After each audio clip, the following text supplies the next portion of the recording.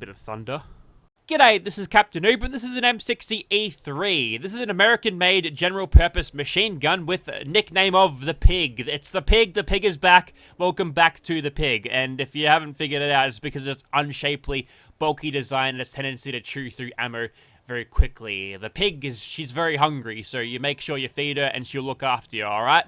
Great. So, this thing originally designed during the 1980s as a refinement to the M60 design, and the M60 can trace its roots all the way back to some of the design philosophies in the German machine guns of the Second World War, because I'm guessing after the war was over, the Americans had a look at the armaments of the German army back in those days. They found out a couple of interesting things about the engineering, and some of those design philosophies and engineering has been reproduced in this thing. So throughout the Vietnam War, despite trying conditions, this thing proved itself to be a fairly reliable thing. So that's pretty nice. And the M60E3, just to improve it, reduced its weight a little bit at the cost of reliability, or I guess durability. But we don't have to worry about that. We're playing in Fallout Fantasyland, and guns don't jam in this game unless they've got a tactical unreload mod coming out, which causes guns to jam, which would suck, and I wouldn't be installing it. This thing's got custom sounds and animations as well. We'll get to those as we get to those. Let's go to the receivers first. Now, this is an interesting set of receivers here. There's only 4 of them, pretty much the same as what you get out of a 44 Magnum, but the strongest one here is America receiver. It says Freedom and Bud Light. Just let that sink in for a second. And I'll preface that, or I will say it afterwards, which is not preface, but this mod was released in like 2021, and there's no way knowing that Dylan Mulvaney would come on the scene and ruin Bud Light for basically everyone. I've never had to drop it in my life, and I don't intend to, but you know, if you're a big fan of Bud Light, it's kind of been ruined for you. Unless you're into that sort of thing, then it hasn't. But, you know, the America receiver, has that aged poorly or is it aged good? I'll let you decide. We get the best damage out of it, so you can be sure that I'm going to be using it. 184 damage for a weapon with a giant magazine size and good volume of fire, I think is a great idea. 13 pounds. I don't know what that is in kilograms, but I think the M60 originally was around 10.5 or so. Carry that thing around long enough and bam, there goes your discs. You got a broken spine forever. You're on military compensation. That's more of a M240 Bravo thing. Never mind. So right now we've got a standard barrel. You can elongate that barrel at the cost of lots of weight. That's an extremely heavy barrel, and it'll increase your range to a rate which is like really good. There's also a commando barrel here that'll reduce your weight slightly, but also reduce your range compared to the long barrel. The commando barrel actually does the same. Reduce your accuracy compared to the standard, but I can't go past that 384 range. That's like tapping out a render distance, 100% damage. So that's great. Right now we've got a plastic stock. You can make it wood if you feel like it. And this one requires gun nut rank 2. This one doesn't. I guess that's just up to you which one you'd want. You'd think the plastic one would weigh a little bit less, but maybe it's super dense plastic, right? Right now, I've got a 100 round ammo box. We can crank that up to 250. Doesn't actually change the model of that, so there's some TARDIS technology worked in here, apparently. And we got 250 instead of 100. So we can fire from Monday through to Sunday. So right now, we can have the rear sight up or down. So if you don't want it up or cutting off your vision, like your character's going to aim at the middle of the screen anyway. So if you'd like to have the rear sight down and the front sight up, you'll have no problem with aiming this thing at all. You can have a bipod in this thing. You can have it down, removed, or up if you feel like it. We're going to throw it down because it looks cool that way. And we'll go for a front sight that is actually up. There you go, you can see it right there. Now, normally, at least from what the Battlefield games taught me, that sight is extremely bulky and you can't actually see what you're shooting at, but thankfully, or perhaps unthankfully, that's not the case here. So the Pig's not going to get too much in our way as we're firing, which is great. And I think that pretty much does it for attachments. Oh, actually, you can grab some extra foregrips on this thing. So a handguard, a foregrip, a wooden hand stop. That looks kind of flimsy. I wouldn't recommend. Wood handguard, although it does match the stock and grip furniture, I suppose. Or a wooden foregrip there, which looks more like a Thompson. So maybe if you're going for a more commando role, you could take that bipod off, put the foregrip on, and the commando barrel, but not on this particular M60. We'll leave that just with the standard E4 handguard. And there's extra materials, including Choco Chip, Custom, Desert, Flecton, Green, Rust, semi-arid, camo, and standard. I really can't go past the standard here, so we're going to... it's a placeholder for my own textures. Should I make my own texture? Maybe. Maybe we'll come back to that. But there you go. There's all the customization options. I'm going to make one more of these, and we'll talk about where to get them. Okay, perhaps this mod is unfinished, but there's no actual file path for that custom texture that's actually in the game file. So we're just going to make this green instead. There we go. Very green machine gun. So other than being injected onto the leveled list, you'll find this on Commonwealth gunners throughout the Commonwealth. There is one well dropped for this place. You'll find it right here in Barney's basement, which is located at the very tippy top of this Salem place right here. There's the Museum of Witchcraft. For a little bit of reference, there's fish packing, and the nearest settlement is right there. I think Kingsport Lighthouse is just south of that place. So this is great. So you'll do the quest.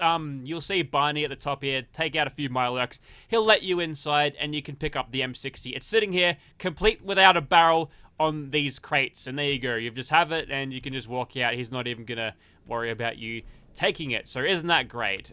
Let's go before all the witches come out and get me. Alrighty, so here we are outside of the Immersive Gunners Plaza. Once again, this is the M60 in first person. See the sight there? You can barely see the front post, but I'm sure once the muzzle flashes start happening, we can probably separate that sight from the fire. Anyways, I've seen these animations before. If we punch, we get that classic right hook, which, why wouldn't you hit them with this giant machine gun? You just want to punch them instead? Weird choice, but anyways, we'll get started, and we'll just sit back and take some cheap shots from here before the gunners start charging at me. I really can't see anything here, but I can get at least a couple of easy shots in. Getting sneak criticals, but, just don't have the ability to mount a scope. Perhaps if it was an E4 with a Picatinny rail along the top like you would in the Battlefield games, I could throw a big old scope on this thing and gun them down from a range. Or perhaps if I was using an M240 Bravo, I could be using it with a scope on top. I'm still waiting for that mod. I've been waiting for... How long's Fallout 4 been out for? Pretty much that long to get an M240, but that's okay. We'll deal with the M60 for now. And these pesky little spindly bastards that show up, who is surprisingly more resistant to bullets and firing than that particular gunner. That's interesting. That Mantis was taking a lot less damage. Perhaps there's some damage reduction attached to him, but the pig is making short work out of these gunners, so isn't that great? And the fact that we can just throw it a extra big giant box of ammunition in like 2 seconds. We've got a very fast reload despite it being a fairly complex process of opening the top cover and then placing the belt in properly. I was going to go for a reload there as I scratched an itch on my mug, but nah, I think we can keep going. We'll keep going. And the hipfire on this thing, despite no laser sight assistance that you'd usually find, that is the sound of a grenade launcher, and you've got it, you cheeky bastard. So you're going down, and like expected, we're not like going to crush everything in all facets. This thing is not going to be the most efficient thing in VATS, although with the range of 384, we are going to be hitting everything. So although it's not super efficient, it's going to be super reliable, perhaps too reliable. Crit on that guy. Okay, we didn't go through the trees there, which is strange because you'd think using the 7.62, it'd get through a flimsy, dead-ass tree like that. And there's basically no recoil to speak of either. Not even a shit ton of spread to make it feel like an unruly, unwieldy weapon to use. It's very soft in the hands here. Maybe we're just playing as a 12-foot tall woman with the strength of, That might be a problem. We're just going to do some cartwheels now, I suppose. Really need to VATS this guy right the hell now. I think he ran out of grenades. Okay. That's really screwed me over there because now I don't have any health left to deal with the rest of these bastards, but that's okay. We've got some ability. We've got an ability here to use VATS as cheaply as possible, and I'm going to. Inefficient in VATS, did I say? No, I actually meant it's going to slaughter everything. And I think I just heard another grenade launcher. I've made life hard for myself here because I've injected that onto the leveled list when normally I'd keep it around just for vendors only. But okay, you're using a plasma gun. That's actually not too bad at all. And that guy will just shoot. Suppressing fire. There we go. And we're getting some of our health back just from slaying our enemies here in VATS. So, I mean, in Nerd Rage. So, that's pretty good. But we got to play a little bit more conservatively now. We've gone less Rambo and more, I don't know what the opposite of Rambo is. Not Rambo. We'll say that. Before Creation Club lady gets a shot on me, I'll boot her gun across the roof for some reason. But then we'll be able to pick off the rest of them, I think, with some ease. Ah, perfect. That was the grenade launcher guy once again, but he shot the roof directly below me, and the game doesn't allow for, like, shockwave of grenade explosions to deal damage to the player. That's probably the luckiest thing that's happened to me today, because if he was even just a little bit higher with his aim there, I would have just gotten blown sky high directly off that roof. Full somersault, stunt double, tossed across the whole Commonwealth. So we got pretty lucky there, and we can finish off this little bout of killing by not going into slow motion Nerd Rage, but we will get some cheeky little staggers as we go along here. And I had to hit that gunner up close because I was not going to let that RPG go off in my face, because I don't think either of us would have survived that. And despite everything, all those bloody grenade launchers going off, we got the level up on that last kill there. Idiot Savant must have procced, and we are currently not wounded at all. Energy shields have reset, and we're ready to go again. Not a single speck of blood, no broken bones, not even a black eye. Just realized I did that entire fight without showing you the second version that I made, complete with a foregrip, which is not usable in first person. I don't think. You can't even see whether it's usable or not. Maybe if I reload, you might get it. No, we're going to use the foregrip hand to reload this thing, but there you go. Ooh, there's the recoil. I found it. It's all recoil on the commando barrel. The long barrel, we don't... Recoil's fine. We don't care about that there.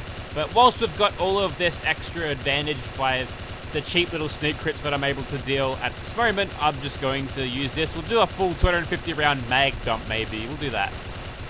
Quickly get behind this train carriage. Doesn't do any stomping on us to quickly remove our health or anything. We've actually kept him at bay throughout this entire thing, and through a full magazine of 250 308s, we're still backpedaling away fast enough to not get hit from that. That's great. Let's go over to the commando version now. So usually the commandos, they use this with a short barrel. They take off the front side on this thing because I guess they just want to hold down the trigger anyway, but I'm definitely feel that recoil a little bit more. But it's bouncing all over the place. I don't know why it's so wildly inconsistent, but this one is kicking like a mule, and this one is kicking like a heavily sedated pig, which is to say, she's not kicking at all. Anyways, so no classic holstered weapons for this thing. It is technically a heavy weapon, and by default, those things aren't compatible with it. You can change the files, but if you wear a fat man on your back, it's just not in the right spot. It's like floating off you or something. Miniguns don't work either, so... potentially compatible with an asterisk, but kind of better off if you don't. Alright, one more monster kill and I think we'll call it a video, because I don't think I'll be doing it so terribly differently to what I did with Swan just before, but perhaps we'll open up with a little bit of VATS. Sure, why not? We've got 2 crits in the bag. Hopefully we can utilize a little bit of concentrated fire to make up the rest of that accuracy. That's done alright. Maybe we'll take out that float fly or something. We're only getting a tiny sliver of what damage we ought to be getting. That's fine. Looks like it's about ready to mutate at this stage. There it is. And a little bit of a critical there. Just keep him at bay with the staggers. And honestly, for a weapon like this, firing big, heavy 7.62 rounds, the staggers are very justified, I think. And trap card has been activated, Mr. Feral Ghoul. And we've staggered him directly into some fences, and maybe we could be able to do this in just one magazine. Yeah, nice. That was a tactical getting my face hit with a giant ghoul, so Yeah, don't worry about it. I think I've found there's some gunners here that have spawned with grenade launchers. They're just everywhere. I think I've broken the level list here because they really shouldn't be...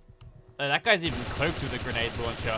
I've made a terrible, terrible mistake. Maybe I'll go close to them so they ragdoll themselves. That one's only got a Gauss rifle. Yeah, that's fine. Hiding behind this truck, it's served me pretty well so far. As long as I don't flank around the corner and send me flying like that. You know what? That's not fine. No, I'm not gonna take this lying down. We're going to get some revenge on these gunners. Invisible or not, we are going to prevail on this. Now, here's the strategy here. Whilst we're nice and hidden, we'll get ourselves into a position where if we get blown off this thing, we'll be in full cover and full protection. It's unfortunate that we can't exactly see where the grenades are coming from, but we've taken out one gunner so far. Oh, they're uncloaking. Perfect. This is my time to strike. Oh, and a classic clutch. Okay, that guy had a Dragunov, so that's not helpful. There's another guy over there. I think he's charging up his stealth boy. Put that thing away. Ah, perfect. Okay. There's a Gauss rifle man there from what I've seen of the traces. So I think he's run around to the other side of this trailer. So we might be able to pick him off. There we go. Now there's one more guy. Is he run out of grenades? He may have, you know. Just fire at the distortion field. There you go. Okay, looks like that's not the... Ah, he must be the grenade launcher fellow.